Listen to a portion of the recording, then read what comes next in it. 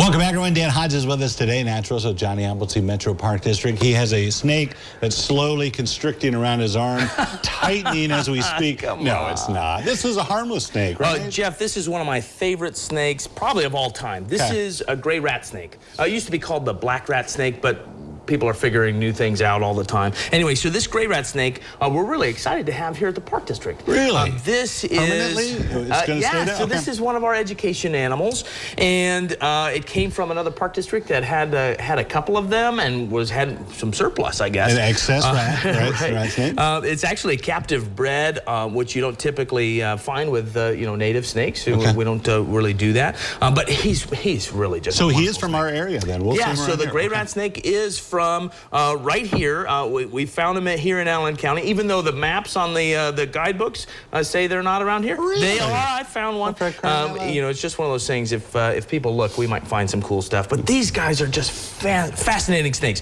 They're one of the largest snakes in Ohio. Or they can be. This obviously is not. So this is just a little snake. He's just a baby. He's just a little baby, maybe a year and a half old.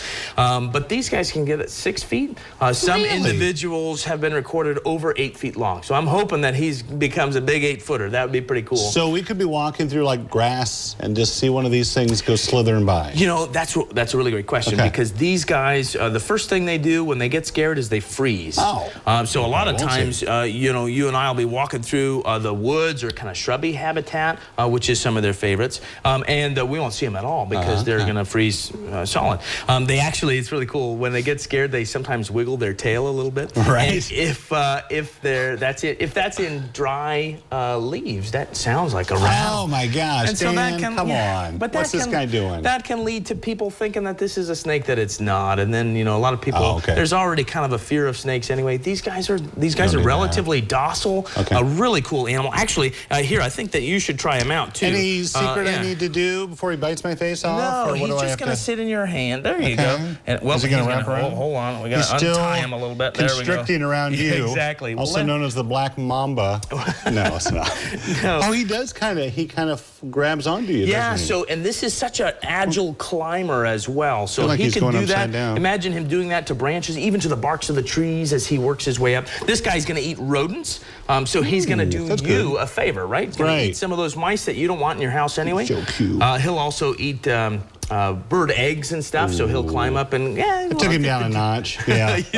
What's now I'm looking at this. This almost looks like a dragon or something. Doesn't it? So I brought a couple of snake stuff, right? So this is a snake skeleton. A lot of people, when I say, "Hey, does a snake have a backbone?" A snake is a backbone, basically. And then snake eggs. These animals don't really lay eggs until they're 7 or 10 years old. So it can take a long time to reach what we call sexual maturity. And then which means, the more, and they reproduce slowly too, which means, it takes a long time to replace a population of snakes.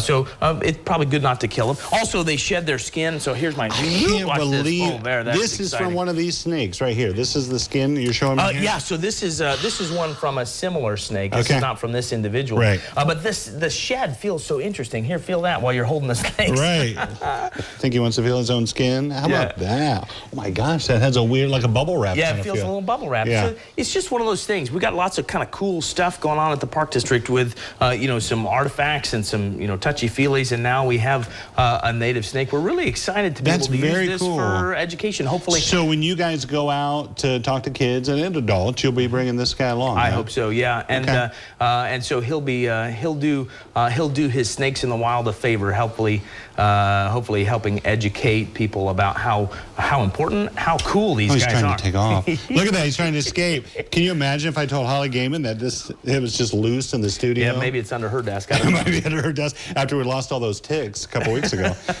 Okay, well, that's great. People might get a chance to see this. Dan, thank you for bringing it in. I appreciate it. It's very cool. All right, we'll be back right after this.